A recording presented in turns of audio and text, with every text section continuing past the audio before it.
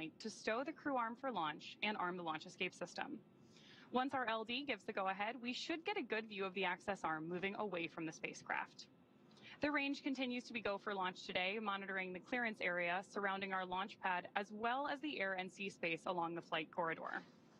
If you're joining us on the Space Coast, you know it's about 85 degrees out with just a bit of a breeze, and we're hoping you are going to have a great view of launch today.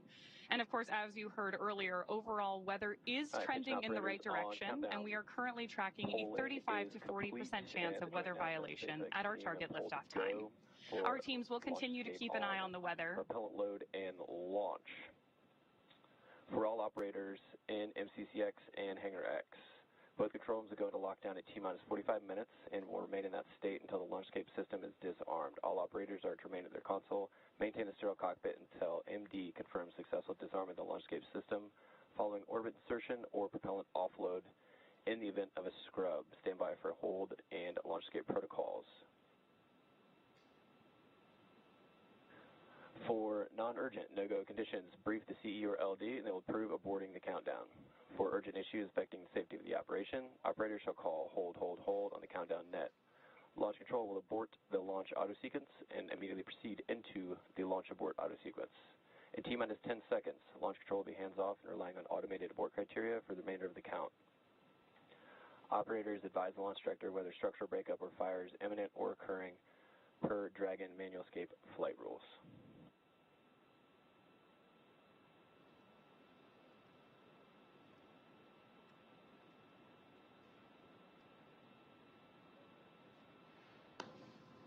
So with those instructions to our team, obviously we are moving forward. And as Shiva mentioned earlier, we are tracking that T-minus 45 pre-fueling weather briefing.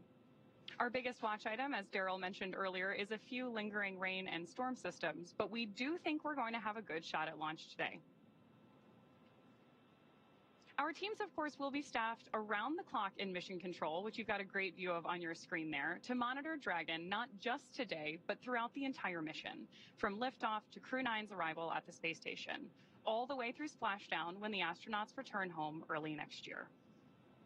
On console and mission control, there are 6 key positions. The mission director, or MD, is in charge of the room and tasked with making real-time decisions to ensure mission success.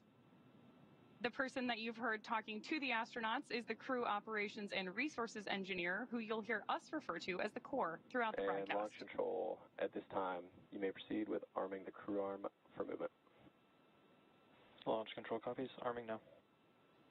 Good news that we're about to get that view of the crew arm moving away from Dragon. And we are moving ever closer to launch with just under 45 minutes to go. Crew arm is armed for motion. The 4 additional team members focused on vehicle systems in mission control include avionics, navigation and control, software, propulsion, life support, and communications with ground support teams. Apart from mission control, crew access arm retraction has started. Confirmation there. Oh, and a great view on your screen that crew access arm is moving away from Dragon on Slick 40 for the first time. Now, apart from mission control, our Falcon 9 team is currently located at the LLCC at Hangar X in Florida.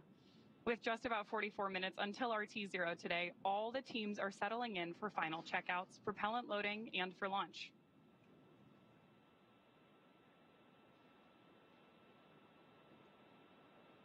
We are expecting propellant loading to begin just in about 8.5 minutes here. So in the meantime, while we enjoy these great views, let's check back in with Daryl. All right, thank you very much, Ronnie. As we've been watching the completion of that crew access arm retracting away from Dragon, big moment, big milestone. Talk to us about it, Zena. Yeah, gosh, this is a really important milestone. So before we start actually loading propellant on the vehicle, we want to also arm the launch escape system so that if there were an issue with the rocket, even on the ground here on the pad, the crew have a safe way to escape and land safely. As Nick Hague has experienced firsthand, these systems are really, really Dragon important. SpaceX, you are go for Section 6. Close visors and arm the launch escape system. And Freedom copies, we're go, Section 6. And there we go. We've got the go from Core in Mission Control Hawthorne for the crew to arm the launch escape system. The crew actually issue that command themselves from the display of Dragon. SpaceX Freedom, visors are closed, and we are arming the launch escape system. SpaceX copies.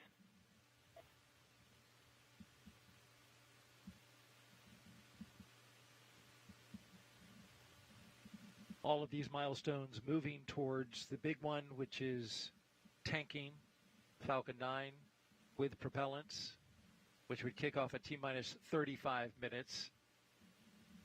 A update on the weather from Launch Weather Officer Brian Cizik, who informs me that the probability of violation has now gone to 30%, reflecting Launch escape a system 70% is verified armed. go. The launch escape system is now verified armed, which means that the astronauts would, in the case of an emergency, exit off the top of the rocket through the launch escape system, carrying Dragon out to the Atlantic Ocean.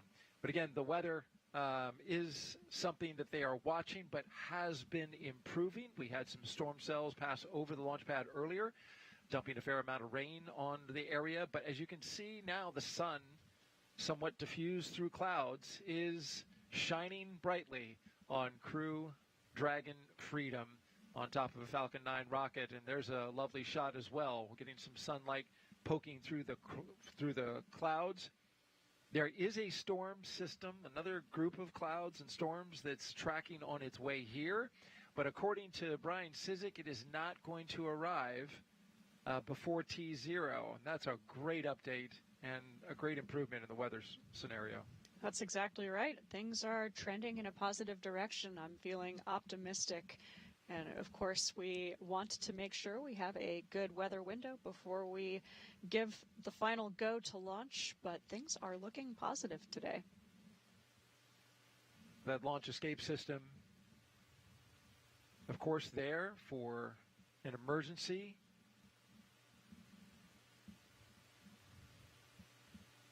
If there was a pad abort, Dragon would lift off, either automatically, or if Nick Hague felt he needed to, he could, obviously you understand this as you're in training as a commander, could hit the abort and bring Dragon off the top of that rocket as well, taking it about 2.5 miles off the coast there to land in the ocean.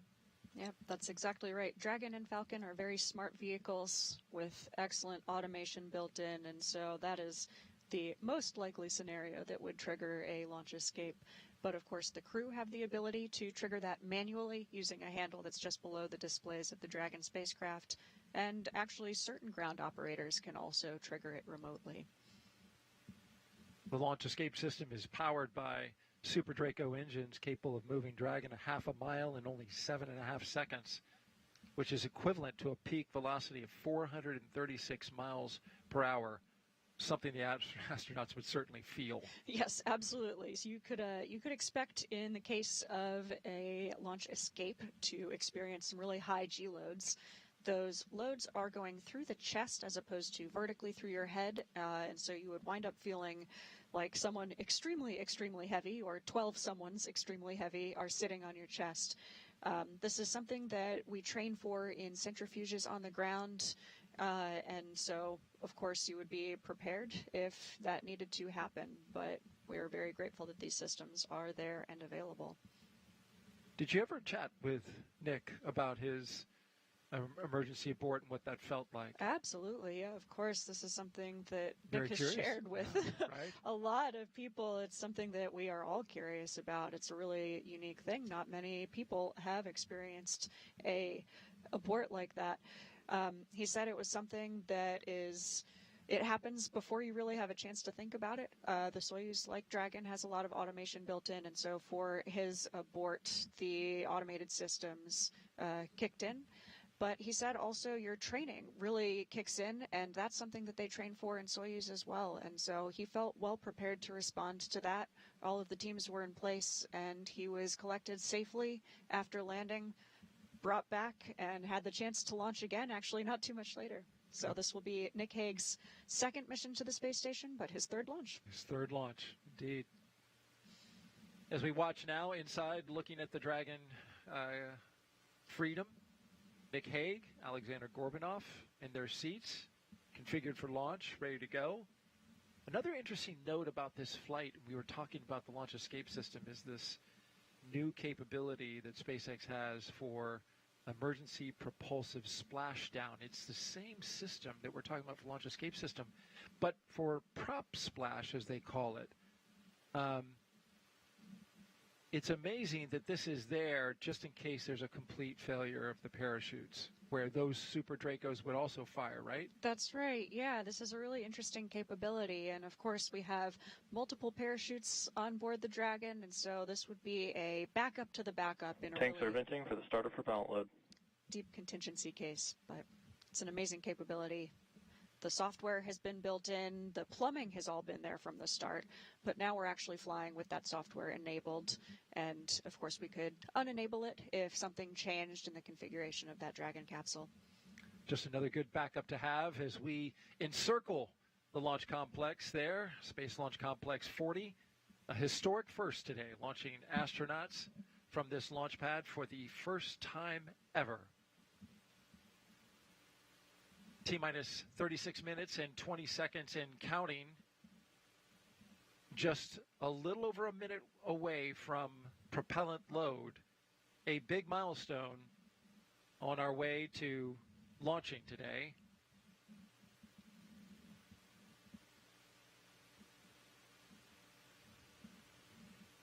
T0 is 1:17 and 21 seconds p.m. Eastern Time. It is an instantaneous window. We have to go at that second or we don't go at all.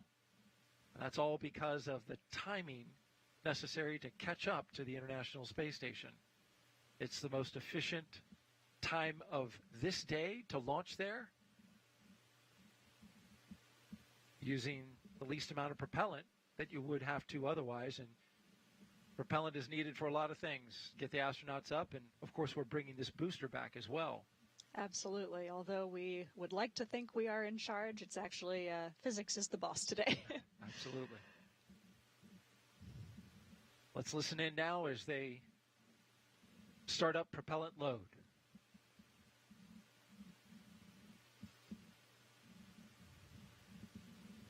Propellant load has started. There we go. There we go. This is a big milestone today. You can see that crew access arm is retracted from the Dragon. That is because we now have the launch escape system armed. Loading propellant is a dynamic operation. Very dynamic operation when you start flowing, kerosene, highly refined kerosene, and then a little bit later, liquid oxygen. That's right, yeah. So we'll be starting to load the liquid oxygen on stage 1. T-minus 34 minutes, 20 seconds in counting until liftoff of Crew 9. We've got them seated inside the SpaceX Dragon at the top of this rocket, spacecraft called Freedom. Alexander Gorbunov, the mission specialist. Nick Hague, the commander. Launch team is now preparing to continue the propellant load. That's right. Yeah, a little over a minute ago, we heard the start of propellant load. We'll be starting with stage 1, then stage 2. Skipping a little bit forward, once they launch, get into space, and arrive at the ISS, they've got some incredible science that they will be doing. Here's a closer look at how we're getting that science done.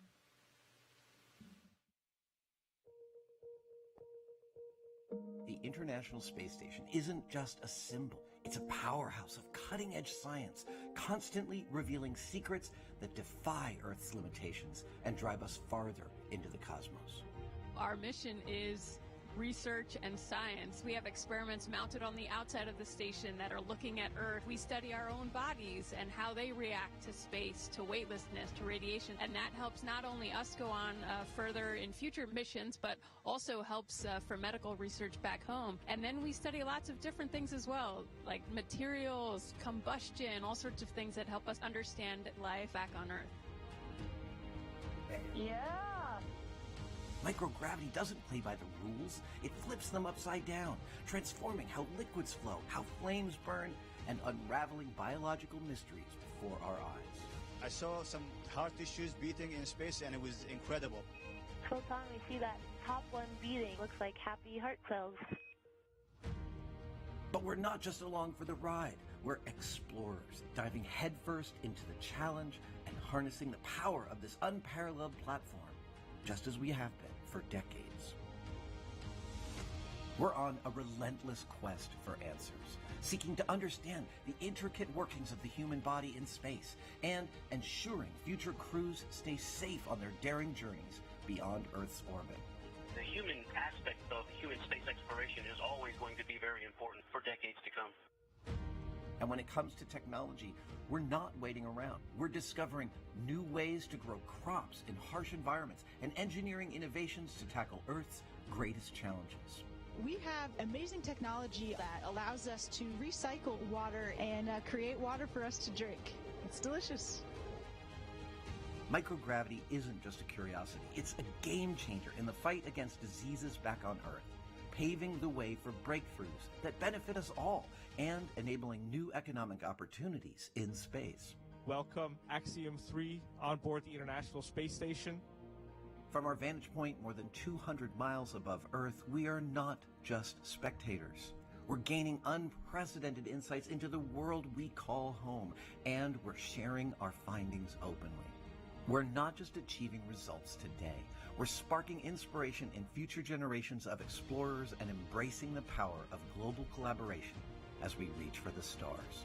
What was your favorite experiment on the International Space Station? Toby, great question. My favorite experiment was the one that I got to eat. It was us growing hatch chili peppers in our plant habitat.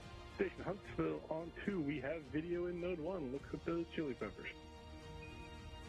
And as we soar through space at 17,500 miles per hour, each moment is a step closer to unlocking the mysteries of our Earth, our universe, and propelling our pioneering spirit even farther into space. So come along for the ride aboard the International Space Station. Well, you heard a moving and saw a moving tribute to the science that's going on board the Start of Stage 1 gravity loading. And there you heard the call out that we're now cryo-loading liquid oxygen into the Falcon 9 rocket. Another great milestone passed. T-minus 29 minutes and counting. And here's now more about the crew that's going into space today. U.S. Space Force Colonel Nick Hague is your Crew 9 commander. He was selected by NASA as an astronaut in 2013. This will be his second space flight to the International Space Station. In 2018, as we've mentioned, he and his Soyuz crewmate experienced a catastrophic rocket booster malfunction after launch. They were forced to abort but landed safely 5 months later. 5 months later, I should say, Hague launched on another Soyuz and served as flight engineer for Expeditions 59 and 60. He spent a total of 203 days in space and performed 3 spacewalks. The Kansas native is a test pilot and a distinguished graduate of the United States Air Force Academy. Nick spent 5 months in Iraq in support of Operation Iraqi Freedom. He voluntarily transferred from the United States Air Force to the U.S. Space Force in 2021 and is an active colonel. His wife, Katie, is a retired U.S. Air Force colonel, and they have 2 sons. This is Mission Specialist Alexander Gorbanov's first flight to space ever. He studied engineering with qualifications in spacecraft in upper stages from the Moscow Aviation Institute. Gorbanov graduated from the military department with a specialty in operation and repair of aircraft, helicopters, and aircraft engines. Before his cosmonaut selection in 2018, he worked as an engineer for a rocket space corporation and helped support cargo spacecraft launches from the Baikonur Cosmodrome. Alexander and Nick are an excellent pair. They've trained together for a long time alongside Stephanie Wilson and myself. Highly trained and ready to go. T-minus 27 minutes and counting until liftoff. Let's head back out to NASA's Megan Cruz, who's joined now by NASA Administrator Bill Nelson and Deputy Administrator Pam Melroy. I am, and it's so great to have them here at Florida always. You know, Administrator, the weather seems to be improving, so we're hopefully poised to send another 2 astronauts to the International Space Station, where, of course, you know, we've had American astronauts there continuously for over 20 years. Talk to us about how international partnerships really help with American ingenuity in space. Well, first of all, it shows that we are looking beyond our borders because we need our friends out there in other countries, and they have contributed greatly to this program.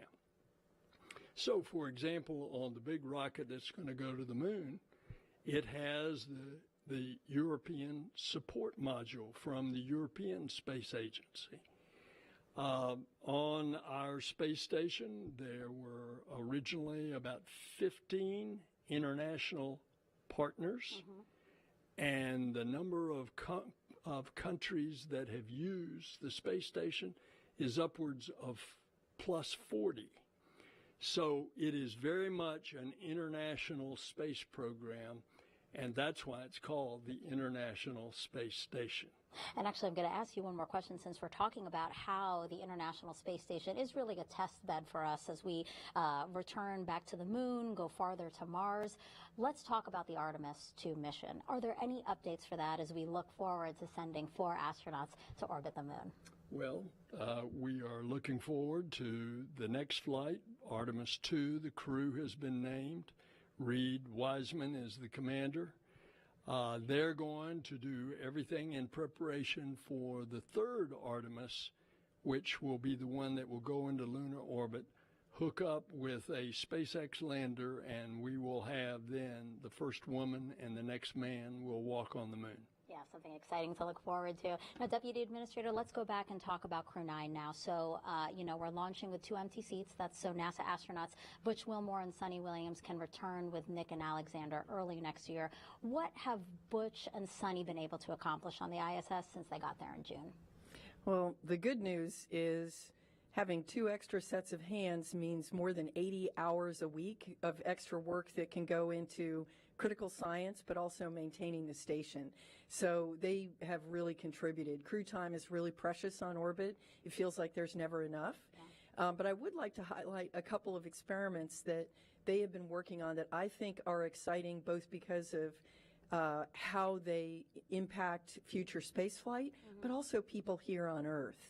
So the water management experiment, which is testing different techniques for transporting water to plants. Now, in space, in microgravity, water doesn't flow the same way without gravity to take care of it.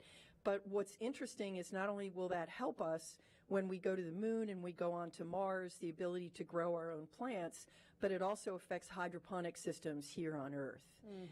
The other experiment that I think is really significant is looking at taking some tissue cultures of the bone marrow that creates platelets, right? Very important in our blood system. And they're going to grow them in cultures. And part of that is to look at blood clotting and how those cells develop and how it might work in space. Right. But it also is going to help us understand blood clots better here in gravity by being able to compare the two. I know. So they are doing very significant science. Yeah, it's always so great to have veteran astronauts there as well. All right, so let's head back over now to our commentators in Hawthorne, California. Thank you both. Thank you, Megan. As we continue to count down, let's take a closer look at the vehicles that will be taking Crew 9 to the International Space Station today. Falcon 9 is a 2-stage rocket developed and manufactured by SpaceX, known for its safe, reliable, and cost-effective access to space.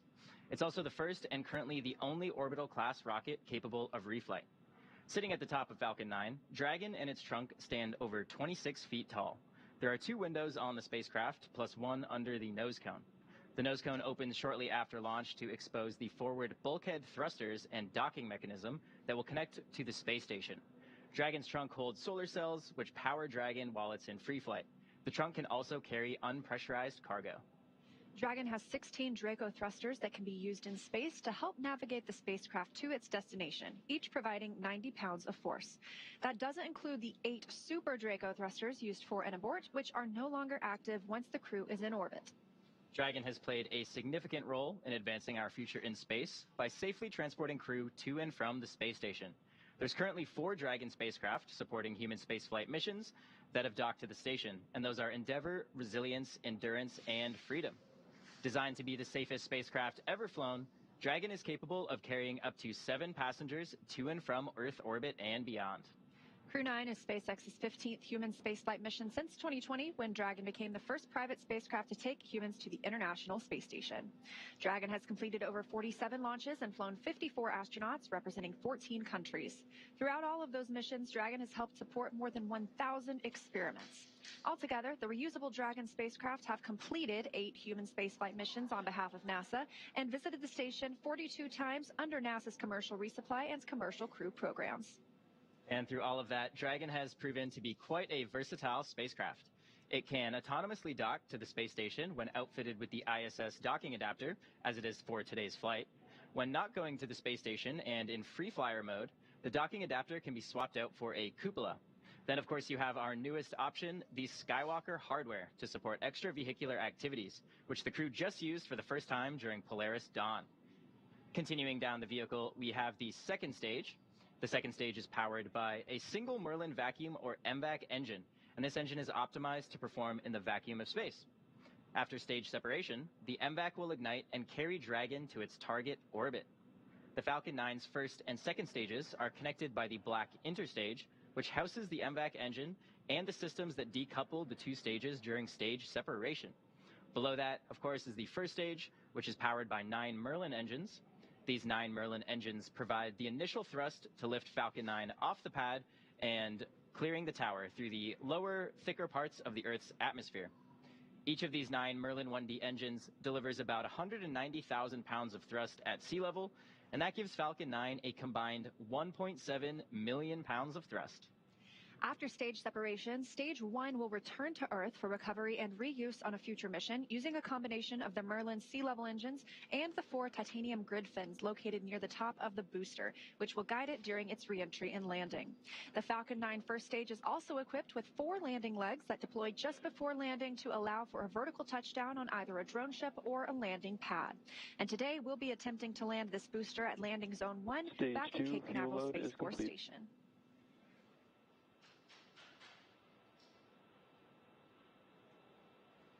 The second stage will power Dragon into its initial low Earth orbit before separating, leaving Dragon to continue its journey to the space station using its own thrusters. About 40 seconds after separation, Dragon's nose cone deploy sequence will begin, exposing the guidance navigation controls that help Dragon autonomously fly to the space station.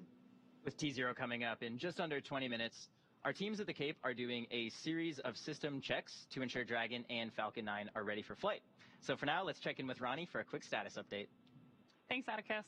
We are still looking good for an on-time launch just under 20 minutes from now. Both Dragon and Falcon 9 continue to be healthy. As we continue to listen and watch the countdown, our teams are prepping the vehicle for flight. Propellant loading of both RP1 and liquid oxygen began at T-minus 35 minutes. We also heard the call out that the launch escape system is now armed. The launch escape system is designed to propel Dragon away from Falcon 9 in the event of an emergency during launch. The range, which is monitoring the keep-out zones, among other key flight requirements, also continues to report no issues, and they are go to support today's launch. As you heard earlier, weather is also looking good, and we are still tracking roughly a 30% chance of violation at our target liftoff time. But we are optimistic that we're going to have good conditions at that T0. Now, as a reminder, today we have an instantaneous launch window driven by our planned rendezvous point, the point at which Dragon and station will meet in orbit. The space station is currently orbiting the Earth at more than 17,000 miles per hour, and Dragon needs to catch up to it. That means we have to deliver Dragon to the correct orbit by timing its trajectory relative to the orbiting laboratory so that they are in the same place in space at the same time. A precise liftoff time is crucial for hitting that rendezvous point. Of course, that means that at this point, if we hear a hold for any reason, we'll have to stand down and target our backup opportunity, which is tomorrow at 12:54 Eastern Time. Now, with all systems go, I'm going to turn it over to Nilofer for a status update from Houston. And thank you, Ronnie. Back here in the International Space Station Flight Control Room at NASA's Johnson Space Center in Houston, teams are continuing to work around the clock to monitor activities aboard the orbital outpost. Leading the team inside the room is Flight Director Nicole McElroy. The team in Mission Control Houston, the team in Hawthorne, and the astronauts aboard the space station will track the autonomous docking of Dragon Freedom on Sunday when they enter joint operations. This will happen when the spacecraft enters the approach ellipsoid, the invisible boundary that helps us monitor arriving and departing spacecraft. Once docked, Dragon Freedom's crew will perform a series of leak checks, then work to open the spacecraft's hatch before floating into the station to begin their 5-month stay. We anticipate that the hatch will be opened about an hour and a half after docking. When they enter the orbital outpost, Crew 9 will be greeted by the rest of their Expedition 72 crew and will come together for opening remarks. The anticipation for launch continues here in Mission Control. How's it looking on the Space Coast, Daryl? Well, we're looking pretty good, Nilofer, and thank you very much. Weather improving here at the Kennedy Space Center. If you're just joining us, we are 16 minutes and 37 seconds away from the launch of the 9th astronaut rotation mission to the International Space Station under NASA's commercial Stage 2 LOX load has started. And there you heard Stage 2 LOX load has begun, the final loading of propellants into the Falcon 9 rocket. Commander Nick Hague and mission specialist Alexander Gorbunov are strapped into their seats inside Dragon Freedom. As you can see right there, the Falcon 9 rocket fueling operation well underway. The launch escape system is armed, and that means Dragon is prepared to launch itself away from the Falcon 9 in case of an emergency. So far, operations look and sound as expected, and we are counting down to liftoff at 1:17 and 21 seconds p.m. Eastern Time. And I want to welcome in a special guest here on set now. NASA astronaut Stephanie Wilson is here, joining us alongside Zena Cardman, both of you NASA astronauts. It is so good to have you both here. You both trained for Crew 9. This is where you probably expected to be on this day, but you have accepted this role of supporting your friends for launch. And as they get ready to launch with 15 minutes left to go, Stephanie, question for you. What is the mindset of the crew that you trained with? You've flown into space 3 times on the space shuttle. What's the mindset of the crew right now? Well, thank you, Daryl, and thank you, Zena, for having me join you today. And yes, both Zena and I have trained for 1.5 years with Nick and Alex. They have trained hard. They are well prepared. In this moment where they are strapped inside the vehicle with just the 2 of them, they are reviewing procedures. They have trained for this moment. They are ready to execute the mission. They are, of course, looking forward to the work that's ahead of them on the International Space Station. Perhaps a little bit sad to be leaving family and friends, but they'll be talking to them soon once they have docked to the International Space Station. But it's a moment to review all of the hard work that has gone into this moment in the preparation and to be ready to execute the mission, which they will do very well. Speaking of hard work, you both trained for Crew 9 for 1.5 years. And so from a human level, we know you are professional astronauts. Your seats were needed for Butch and Suni to bring them back. What was it like for you personally when you learned that you wouldn't be flying today, but you would be flying some other time, but not today? Yeah, gosh, Daryl, I think I felt a lot of emotion when I saw Stephanie walking through the door there. It's bittersweet, but it's a really beautiful thing. I think any launch is a testament to the power of collaboration, and this launch maybe even more so than usual. I think from my perspective, it's a privilege and a choice to take part in something that's larger than yourself, and that's a choice that I make today and the next day and the next day. So in this moment, it's feeling exciting, it's feeling bittersweet, but for the most part, I'm feeling a lot of joy and pride in our space program, and so excited for our crew members, especially Alexander. This is his first launch to space. Nick, this will be his second mission to the International Space Station. It's going to be a beautiful day. And I think for you, Steph? Yes, very, very similar. I think that We all train together. Adaptability and flexibility is key as we look across our corps.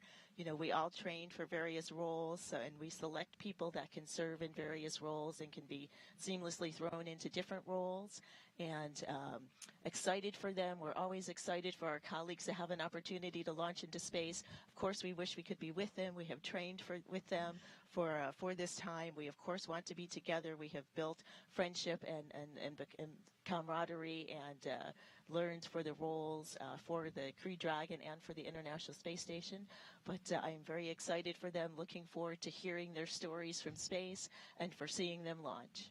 And that launch just 12 minutes away, a little over 12 and a half minutes away, the Falcon 9 rocket. Well, this is a booster that can be reused more than a few times with minimal maintenance. At the time that this launch happens, it will be flying over the International Space Station, rather, will be flying 260 statute miles over northeast Bulgaria. Crew 9 will then spend the next 28 hours or so chasing down the International Space Station for a rendezvous currently targeted for September 29th at 5:30 p.m. And we'll have live coverage on NASA TV of docking, which will arrive when it does dock, about 2 hours before.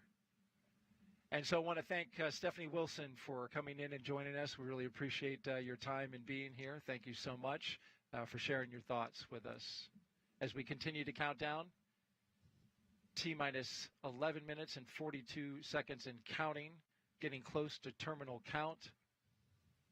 We want to commend both Stephanie Wilson and Zena Cardman for their professionalism and for their support of their fellow crew members and friends who are going up today. That's absolutely right, Daryl. It's an exciting day to be here, and although 50% of us are staying on the ground this morning, we are part of this mission, this Crew 9 mission, and we're so proud to be part of the team that got this Dragon Freedom, Nick Hague and Alexander Gorbanov, ready for flight today. Thinking about another minute or so, we'll hear the next expected call that the crew displays are configured for launch. We'll hopefully hear at that point some great words from our commander. That's right. Nick Hague is going to have some words for us, so we're going to tune into that. And you and I will join Stephanie outside and watch your friends launch to space. In the meantime, let's send it out to SpaceX in California. Dragon, SpaceX. Confirm crew displays are configured for launch.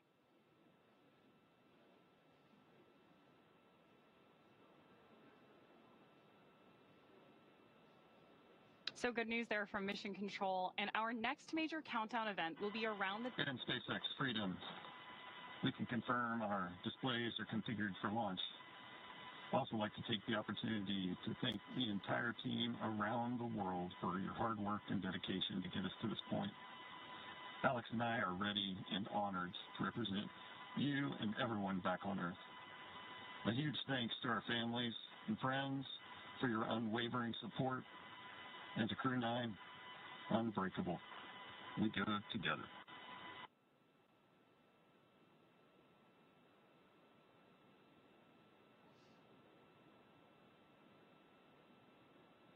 SpaceX copies. You've proven you're ready, Dragon, and we're looking forward to seeing a full capsule at splashdown. Really exciting commentary there from Commander Nick Hague. And with that, we are just about 9.5 minutes to launch. And right now, the Falcon 9 launch commit criteria are being checked by our onboard computers. Those launch commit criteria are specific thresholds and data that tell us that the rocket is healthy. There are many systems in place to ensure that the rocket and crew are both safe leading up to liftoff and during flight. And now that we're approaching terminal count, our teams are performing those final checks. Just coming up on 9 minutes before launch right now, we just heard from Commander Nick Hague. He and Alexander Gorbanov are suited. They are seated in Dragon Freedom there, as you can see on the screen. We have teams here at Mission Control Hawthorne monitoring the vehicle, both Dragon and Falcon 9. Meanwhile, in Houston, as we heard from Nilifer, some of those teams in console positions are keeping tabs on the space station, its reboost capabilities, making sure everything is looking good for Dragon's arrival tomorrow. We're looking at about a 9-minute ride to orbit today, and that's the point that the second stage will cut off. After that, Dragon and the second stage will continue to coast for another few minutes, and then they will separate. You'll be hearing some performance calls as we get into this final countdown, and then after liftoff, these are SpaceX flight controllers reporting on trajectory, speed, booster performance, and other key milestones. And there are also some other calls you'll hear the crew make after liftoff. The crew will report out on a few number and letter combinations, and these mark different abort zones through the flight up the eastern seaboard. The first two are 1A and 1B, and these are available when the first stage is firing. The next are 2A through 2E. Those will come into play once the second stage kicks in, but we will only hear the call for 2A. Diverting a little bit from the other naming system, you will also hear the call Shannon, and that refers to Shannon, Ireland. That means the crew could target off the coast of Ireland if they needed to abort later in the second stage burn. Again, you'll hear these calls throughout the flight uphill, along with the key performance callouts from the guidance, navigation, and control officer, as well as the propulsion lead. One of the next callouts we're listening for in our countdown is the announcement that Stage 1 engine chill has started, which is one of the key processes that prepares the engines on board our first stage for flight. Right now, propellant in the tanks is isolated from the engines, but at T-minus 7 minutes, we'll open the engine pre-valves and start passing just a trickle of liquid oxygen through the Merlin engine pumps, chilling those engines for the start sequence. Stage 1 engine chill has started. Confirmation there that engine chill has started. Now, we do this because the super chilled and densified liquid oxygen on board is really, really cold. So we use the process to bring that engine hardware down to a cooler temperature before flowing all of the LOX and propellant into it during flight. At liftoff, Falcon 9 is consuming 700 gallons of fuel per second. So engine chill helps us to prevent thermal shock and ensures nominal engine performance. The next thing we're listening in for is the confirmation that RP1 load has been completed on board Stage 1. RP1 is that densified kerosene or rocket fuel that propels the crew into orbit. All of that RP1 is we are waiting to hear that it is fully loaded onto the rocket, and the second stage loading was completed earlier. So we're still loading liquid oxygen as well on the first and second stages. Stage 1 fuel load is complete. Confirmation right on time that RP1, the densified kerosene loading, is now complete. Again, still loading liquid oxygen on the first and second stages. We need this to combine with the densified kerosene. That RP1 liquid propellant needs an oxidizer to combine with in order to ignite. Coming up next at the 5-minute mark, we'll hear the call for Dragon to configure for terminal count and then transition over to internal power. And then we'll hear the propellant tanks on Falcon 9 are getting ready to pressurize, which means they'll have some additional rigidity and structural support for the rocket as we get ready for the strong back to retract. The strong back provides access to Falcon 9's fueling lines and umbilicals for both prop load and the different gases being loaded on board.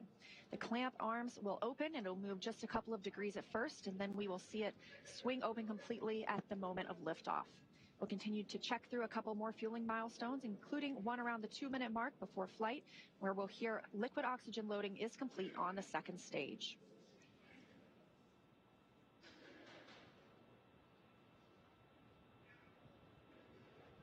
Falcon 9 tanks are pressurizing for strong back retract.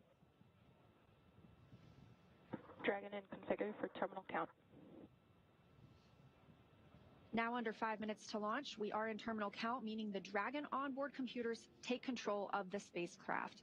Again, we are still watching first stage as its liquid oxygen loading continues. That'll be complete around 3 minutes, followed by completion of second stage liquid oxygen loading about 1 minute later. Strong back retract has started. Just heard that call out from Mission Control that strong back retract has started. And if we keep a close eye on the screen, there we go, just coming out of those clouds of liquid oxygen, we got to see those clamp arms opening up around stage 2. What's going to happen now is that our strong back will recline just about 2 degrees away from the vehicle. But the TE will throw back all the way to 45 degrees at liftoff, clearing the way for Falcon 9 to leave the pad. As Leah mentioned, that strong back does route the vehicle's fluid and telemetry lines all the way up to the rocket and our spacecraft today. Good views of the strong back moving away from Falcon 9 and Dragon there on the bottom right-hand side of your screen. With that, we are just about 30 seconds away from LOX load completion on board the first stage.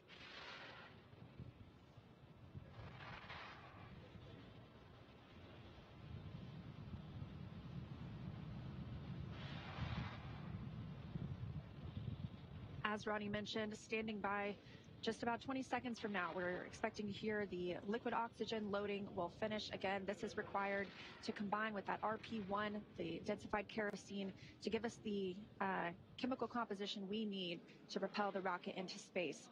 All of these white clouds of vapor you see on your screen are normal.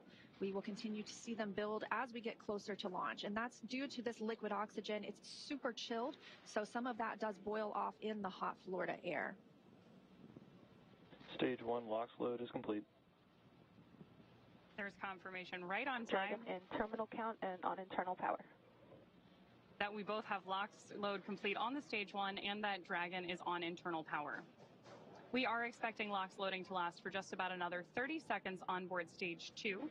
And then we should see a vent down of the TE LOX lines. That's going to produce another one of those large white clouds moving away from the vehicle. Again, as Leah just mentioned, that is totally normal and happens when that cooler liquid oxygen that's venting off the surface of the tanks comes into contact with that humid Florida air along the Space Coast.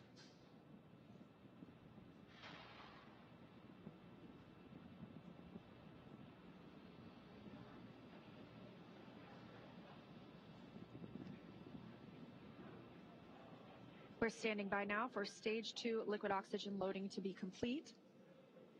Stage 2 LOX load is complete. Dragon in auto idle. With confirmation of that liquid oxygen load complete, gas closeout has started. Expect loud venting. right on time. That gas closeout has begun. So we are now isolating all the feed lines for the different gas systems from the Falcon 9 rocket. Those will then get vented overboard through the umbilicals and the strong back itself. And you can actually hear that venting right now. Now, something else you'll see is our sound suppression technique. Our rockets are super loud, and that sound can impart pressure loads back on the rocket itself. So just before liftoff, you'll see a ton of water dumping onto the pad. This absorbs and prevents the sound from hitting the structure and reverberating back onto the rocket, which could cause FTS is armed. Falcon 9 is in startup and is now controlling. Dragon in countdown. Now that we are in countdown, the flight computer on Dragon will switch to countdown mode. And we've also heard the flight termination system is armed. Go for launch. Freedom is go for launch. That's our final go for launch. SpaceX reporting go and the crew reporting go. 30 seconds.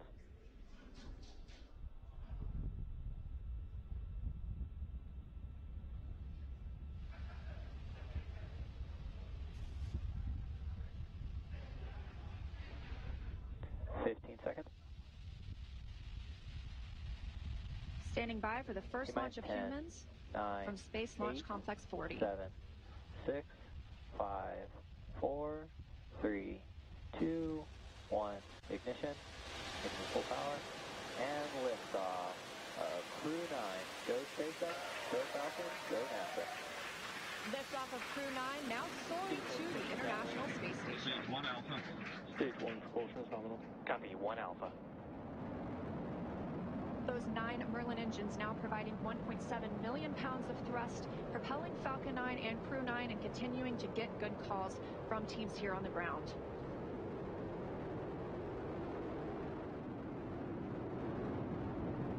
Of course, these incredible views mean we are just a little bit past 30 minutes or 30 seconds into our 9th rotational crew mission. Power telemetry nominal. On board Dragon and Falcon 9 with good callouts for mission control that everything is looking good. With that, stage 1 is throttling down to pass through max Q, which is the period of maximum dynamic pressure on Falcon 9 during ascent. Max Q. Confirmation of max Q. Vehicle is supersonic. And that Falcon 9 is now traveling faster than the speed of sound. Stage 1 throttle up.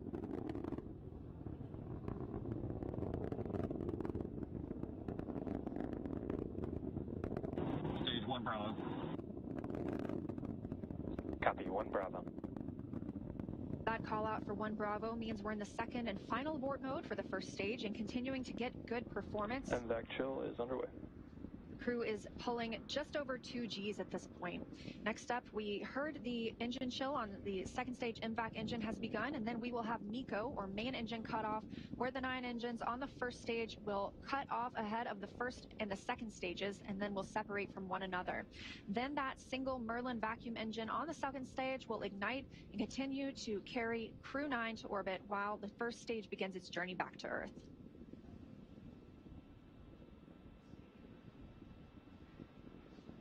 Two minutes in, and the crew is now traveling over 2,600 miles per hour.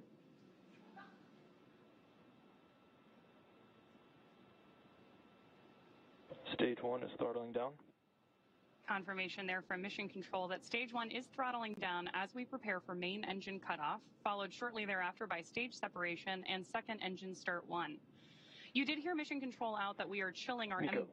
There's confirmation of MECO. Stage separation confirmed. Stage 2 Alpha. And back ignition. Copy, 2 Alpha. With that, we have had confirmation of MECO, stage SEP, and the ignition of our MVAC engine on board stage 2.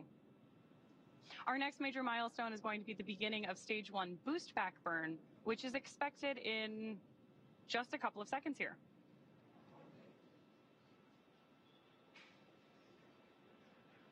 Of course, if you are just joining us, you've got views of our first stage on the left-hand side of your screen and of MVAC burning with our Crew 9 astronauts aboard up in space on the right-hand side of your screen. Now we are coming up on 3 minutes and 20 seconds since liftoff today, traveling over 4,000 miles per hour and 76 miles downrange.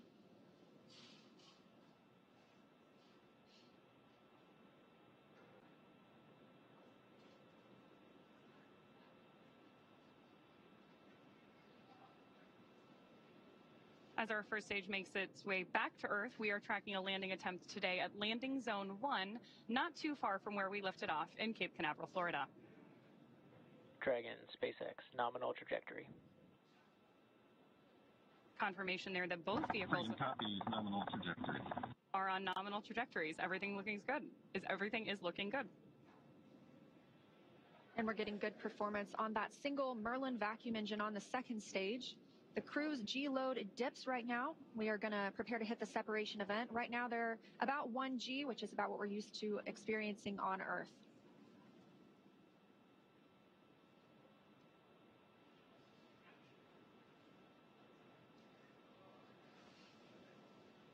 Crew's traveling almost 5,000 miles per hour now and 105 miles in altitude.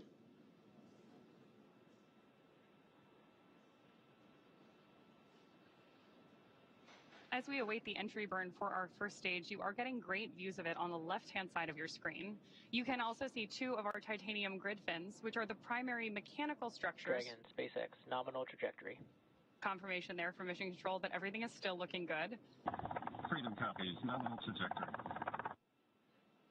Now, as I mentioned, those grid fins are the primary mechanical structures that we use to steer the booster back toward its landing zone, which today is LZ1 at Cape Canaveral. Just as kind of a quick point of reference, those grid fins are about 4 by 5 feet, so roughly the size of a coffee table.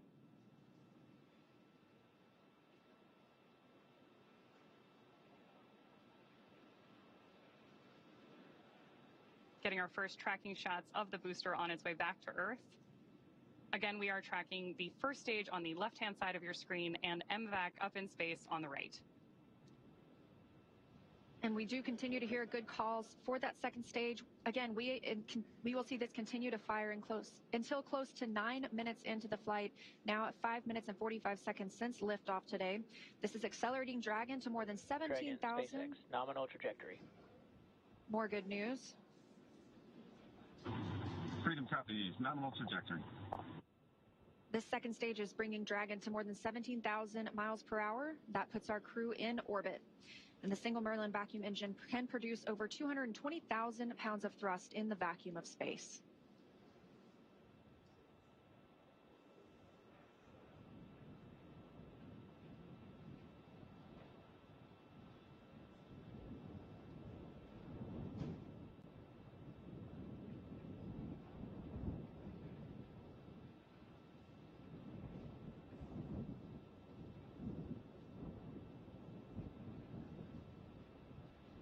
Stage 1 does perform 3 burns on its way back to Earth. The first is the boost back burn, followed shortly thereafter by the entry burn. The entry burn is used by Falcon 9 to slow the vehicle down before it reaches the denser parts of the Earth's atmosphere. Dragon, SpaceX, nominal trajectory. Nominal trajectory is there from Mission Control.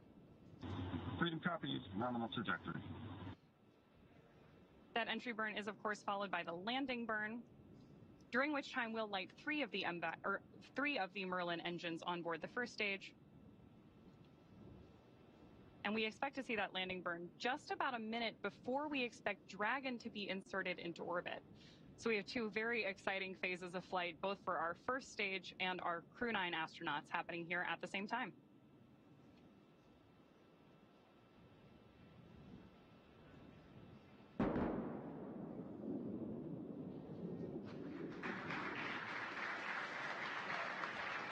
Stage 2, FTX has based.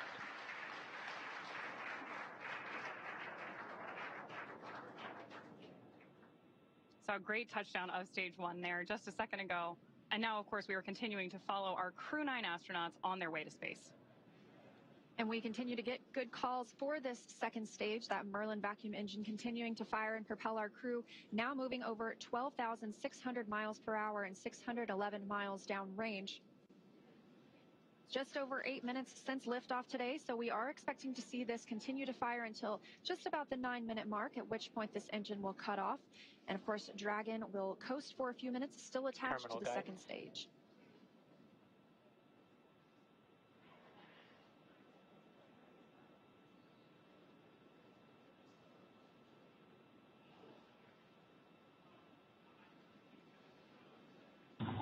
Shannon. That call. Copy, Shannon. That call is for Shannon, Ireland. That would be the abort zone if we were to abort at this point in the flight. However, we are continuing to hear good calls about Dragon's performance. MVAC shutdown. Confirmation of the Merlin vacuum engine shutting down. Dragon, SpaceX, nominal orbit insertion.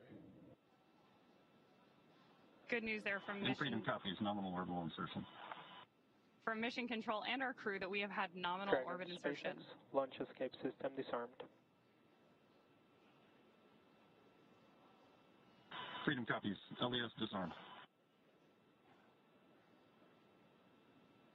In 9 quick minutes, we now have 2 new crew members on their way to the International Space Station, having taken off from Space Launch Complex 40. The crew now being in a good or expected orbit. We'll continue to coast for these few minutes, and then we get our first views inside the capsule of our 2 crew members, Nick Hague and Alexander Gorbanov. They are just continuing to stay in their suits and in their seats during this dynamic portion of the flight.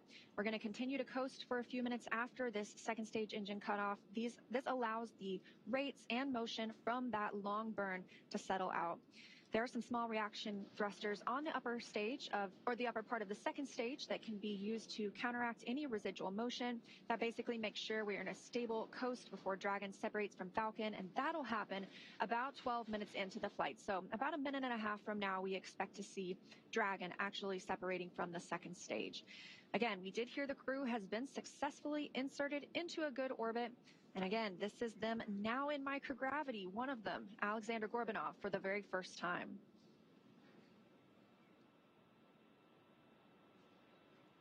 So as Leah mentioned, we are now just a few minutes away from the separation of Dragon from stage 2, during which time a number of activation checkouts occur. Automatically, first we're going to be checking out 12 of the Draco maneuvering thrusters all around the service section of the Dragon spacecraft. We're also, of course, going to get ready for that nose cone opening, which will allow Dragon to dock with the International Space Station about 28 hours from now. The nose cone stays closed for the flight uphill to help protect against all of the guidance, navigation, and control sensors and Dragon's docking adapter. It's also covering 4 of our Draco thrusters that will be used for the majority of different phasing burns required as Dragon chases down the space station. We are currently standing by for that separation, which could happen anytime in the next couple of minutes.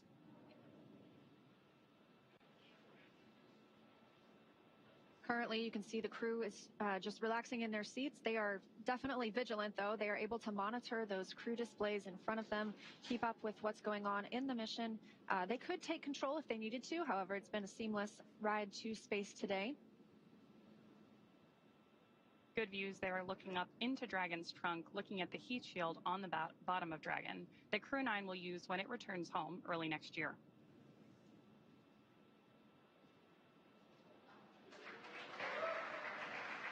Dragon, SpaceX, Dragon separation confirmed. And Freedom copies, good separation. There you heard from Mission Control. Dragon, Chief Engineer on Countdown 1. Nick, Alex, on behalf of the entire team, we thank you for flying with Falcon 9 today and wish you a great mission. And Freedom, this is Launch Director on Countdown. On behalf of the entire SpaceX Launch and Recovery team, I'd like to extend our congratulations to the entire Crew 9 team. Zena, Stephanie, Nick, Alex, Butch, and Suni. It's an honor to be a part of this mission with all of you. I'd also like to give a shout out to the Falcon 9 Crew 9 combo. The best bundle in the league, baby. Godspeed, Crew 9.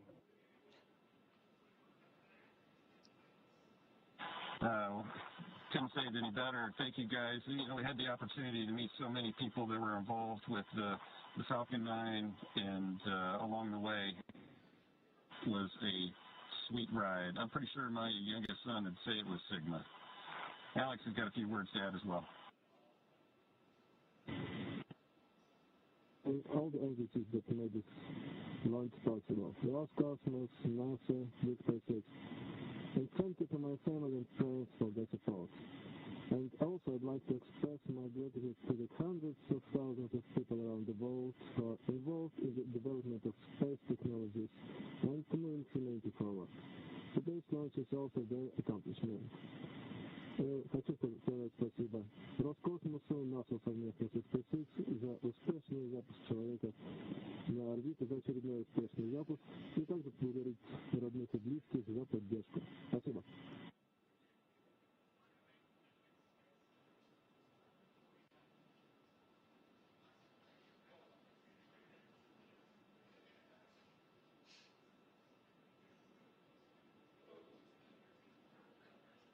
Incredible words from our commander and great views of Dragon up in orbit on your screen right now.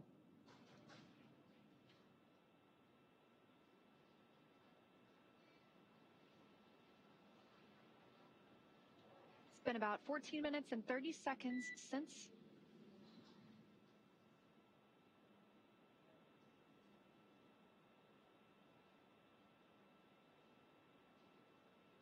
coming up on 15 minutes now since liftoff today. You got a quick look inside the capsule. Dragon SpaceX, we had a nominal dehumidifier activation and service section Draco checkouts. Nose cone deploy is in progress. And Freedom copies all. Thank you. Confirmation there that our nose cone deploy is underway. That means that the 6 hooks that hold the nose cone in place during launch and the ascent portions of flight have begun to retract. That will allow the nose cone to start to swing open and deploy. That will uncover a number of critical systems for the flight up to the space station, including the forward bulkhead thrusters and the docking hatch.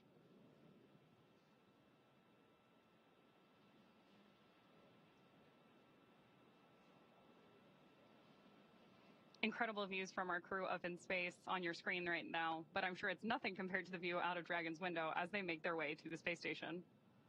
I can only imagine. And that journey to the space station will take about 28 hours, so they won't arrive until tomorrow afternoon. In the meantime, they will have the opportunity to get out of their suits, to get out of their seats as well, and kind of just enjoy the ride. They're going to shift into some off-duty time. That allows them to prepare any food that they would want to. That allows them to maybe even call down to the ground. They will also obviously get some sleep before a really big day tomorrow, monitoring the arrival and docking to the International Space Station. Of course, we're going to cover all of that live. I'm really looking forward to seeing 2 more crew members float into the orbiting laboratory. And if you're just joining us, we did lift off now at 16 minutes and 29 seconds ago. That was right on time at 1:17 p.m. Eastern Time from Space Launch Complex 40 down at the Cape Canaveral Space Force Station in Florida. We have 2 members on board Dragon today. That's NASA astronaut Nick Hague, who's serving as the commander, and Roscosmos cosmonaut Alexander Gorbanov, who's making his very first flight to space. Once they arrive at the International Space Station tomorrow afternoon, they will be joining 9 other crew members on orbit. They'll be up there for about a week. A week is probably the best guess, until the Crew 8 team, it is time for that crew to come home. Of course, they launched about 7 months ago at this point, and they will undock after they have completed a handover period with the Crew 9 crew, bringing them up to speed on everything that they've been working on for the last 7 months in orbit. So once they depart, we'll be back down to our typical approximately 7 people living and working aboard the International Space Station.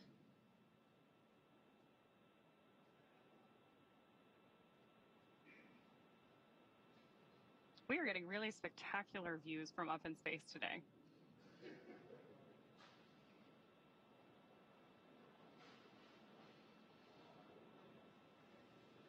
Shot there of our MVAC engine. We did get confirmation several minutes ago of SES-1. And we know that nose cone opening is underway as well. Those are a series of hooks and latches that allow the nose cone to open. And that nose cone is closed during launch to protect the docking hatch, to protect 4 bulkhead thrusters that we will use for some of the larger burns that help us get to the International Space Station. One of the other things we're doing right now is going ahead and opening the ECLSS system, which stands for the Environmental Control and Life Support System, which will be activated inside of Dragon. As Leah mentioned earlier, soon our crew will be able to get their visors open and get out of their spacesuits and settle in for that 28-hour ride to the International Space Station.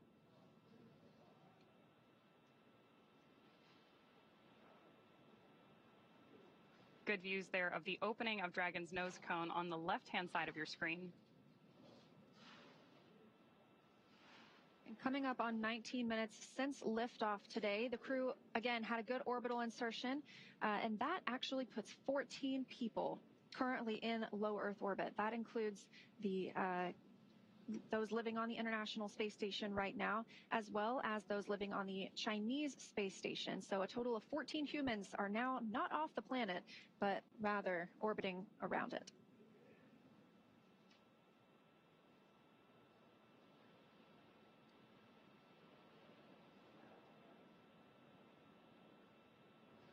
More good views from our Dragon nose cone on the left-hand side of your screen. As it very gradually swings open, obviously in space, everything we do has an equal and opposite reaction, so slow and steady really wins the race here.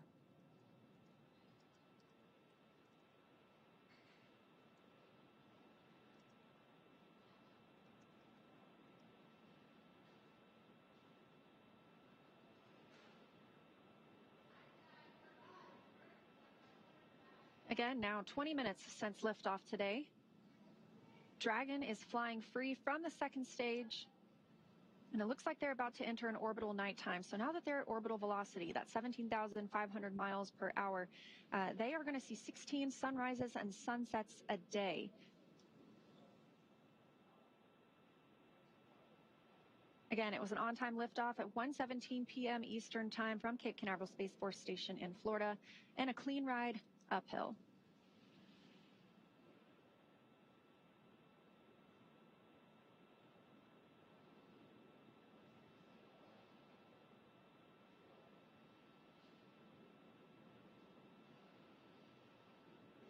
We've had some good communication from Mission Control up to our Crew 9 astronauts already today. One of the things you may hear every time we communicate with the crew is a slight beep beforehand. That's called a Quindar tone, and actually dates all the way back to the early days of human spaceflight, and is effectively a radio signal indicating that we're communicating between the crew in orbit and our Mission Control team on the ground.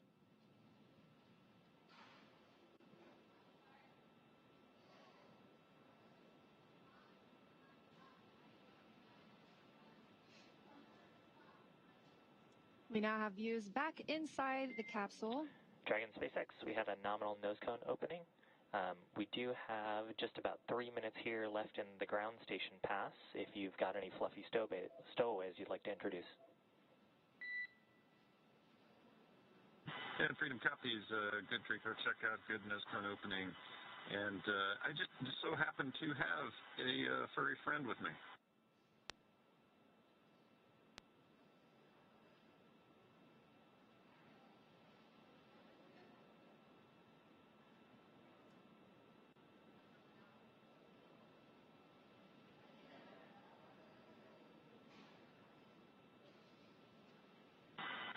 Yeah, SpaceX Freedom. So yeah, I've got a little Falcon here. I love the package of Falcon 9, Crew 9. Yeah, we've got a Falcon on board with us. This one's a multi-flyer though. Was on my first flight with Alexei and I, and with Alexei and I and Christina. And now me and Alex. So say hello to Aurora.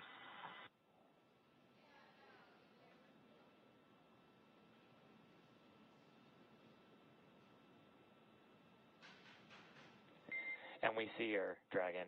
Actually, a good view right now because we're looking at the display cam.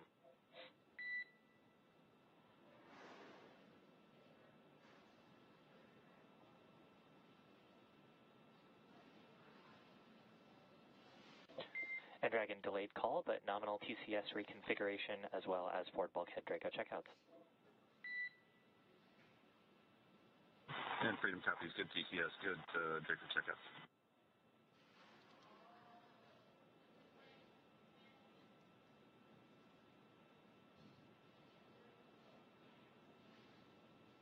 Spectacular views of our Crew 9 astronauts and zero-G indicator up in orbit. Human spaceflight has come so far in the last 5 years with Dragon. Since Demo 2 in May of 2020, SpaceX's Dragon fleet has launched a total of 54 crew members to space, 34 on behalf of NASA and their partners, and 20 commercial astronauts, including the first 2 all-civilian missions to space and the first 3 all-private passenger missions to the International Space Station. In addition to flying people, excuse me, SpaceX's Dragon spacecraft also enables researchers the opportunity to fly critical science to orbit. And that's just like what we saw with the 3 investigations that NASA's Human Research Program flew on Polaris Dawn. So far, SpaceX and Dragon have carried over 1,000 research experiments to and from low Earth orbit, both to the International Space Station and on our free flyer missions as well. From DNA sequencing to 3D printing, studies enabled by Dragon and the International Space Station test a variety of technologies, systems, and materials that will be needed for future long-duration exploration missions. Every mission yields critical research and learnings that help make life both on Earth and in space better. And flights like today's help us continue to lay this foundation for our future among the stars and continue our mission to make life multiplanetary. But for now, we'll be signing off from SpaceX, and we're going to send you back over to NASA. But before we go, we do want to thank NASA for entrusting us with today's mission. And of course, thank you to all of the viewers for being here with us today. Yeah, it was a really special mission. It was fantastic to see now 2 new crew members in orbit and on the way to the International Space Station. So with that, we're going to end our coverage from Hawthorne until we pick back up with our docking coverage in about 26 hours. So for now, we're going to send it back to you, Zena and Daryl at Kennedy Space Center to wrap up today's launch coverage. Thank you very much, Leah and Atticus, and welcome back here to the Kennedy Space Center in Florida, where just about 25 minutes ago, we watched Crew 9 lift off from Space Launch Complex 40 for the first time with humans at the Cape Canaveral Space Force Station. NASA astronaut Nick Hague and Roscosmos cosmonaut Alexander Gorbanov are now en route to the International Space Station. I'm Daryl Dale, and this is NASA astronaut Zena Cardman, who has been with us for the past 4 hours, documenting Crew 9's path from astronaut crew quarters, suiting up all the way to the rocket, lifting off, and then getting into space today. And I got to watch it with Zena in this role. I get to watch oftentimes as we break, go outside and watch a launch with the astronaut. And in this particular case, Zena, with you being the commander from the beginning and then giving up your seat, you and fellow astronaut Stephanie Wilson, so that those seats could be used by Butch, Wilmore, and Sonny Williams to come back. This has a very close association to you, clearly. What was your reaction there when you were watching them lift off into space? Yeah, Daryl, I think every crewed launch that I have ever watched has really brought me a lot of emotion. This one today was especially unique. I think it was hard not to watch that rocket lift off without thinking, that's my rocket and that's my crew. But I also know that I'm not the only person who can think that. Of course, we have Stephanie Wilson here today, but I mean there are many, many people who made this mission happen, and there are people on orbit who will be taking this capsule home. And it makes me very proud to know that I am one of many people who can say, that's my crew, that's my rocket. Makes me really proud, makes me feel very connected to this mission that we all get to take part of. Go Crew 9. Well said, Zena.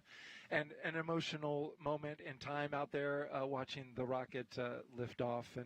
And now the work begins. You will start training for the next mission. You spent 1.5 years training for this one. You're now going to go into space at some point. What does the future hold for you at this point?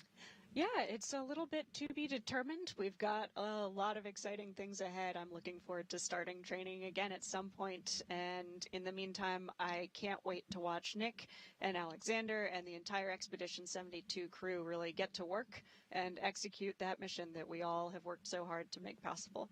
Yeah, Nick and Alexander will become part of Expedition 72, as you mentioned, when they arrive on Space Station. NASA's Megan Cruz has joined us now with Jennifer Buckley, the chief scientist for the ISS program, with more about the science that's happening on board for Expedition 72. Megan. Yeah, it's great to have Jen here. And Jen, you know, obviously we saw some changes through the mission, most notably the change from a 4 to a 2-person crew. Did any changes affect the science? Well, the human research is specific to the crew member. So Butch and Suni have their science complement that will stay with them. But other than that, we didn't have to adjust our science plans. Butch and Suni are experienced crew members, so they jumped right in and have been helping us already with science on board, and we were able to keep our plan complement. Oh, that's fantastic. And I know Expedition 72, they're going to be responsible for making a repair on the NICER instrument on the space station. Can you tell us about that instrument, its significance? That's right. So NICER is an X-ray telescope that's mounted outside of the International Space Station, and it takes a look at neutron stars. Neutron stars are born from the cinders of a supernova event. They are the leftover material that then form neutron stars, and they're going to be repairing a light leak that occurred in May of 2023, which gave us some degraded detectors on that instrument. Okay, gotcha. And so that's what we're fixing so that hopefully it works tip-top shape? That's right. So right now with the damage, we still get full data during darkness. However, during sunlight, it degrades the data that we're able to get. And so when they do that repair in December, we'll bring NICER back up to its full capability. Oh, perfect. Okay, well, obviously we as NASA look out into the universe, but also we look back at our own Earth. And for those who don't know, one way that we do that and look at our Earth is we have our astronauts take photos from the International Space Station. And I was told that more photos were taken from the ISS of Earth in the last 6 months than all of 2023. That's right. So in the first 6 months of 2024, they took over 330,000 photographs. Oh my gosh. So, you know, this photography, apart from being absolutely beautiful, is really important science imagery. As you mentioned before, this allows us to take a look at our planet, and we can see how it's changing over time, as well as any environmental impacts. We also support the Disaster Response Network. So we're able to look at natural disasters like wildfires or even hurricanes. So we were involved in taking some imagery of Hurricane Helene as well, and we support other government agencies and provide that data.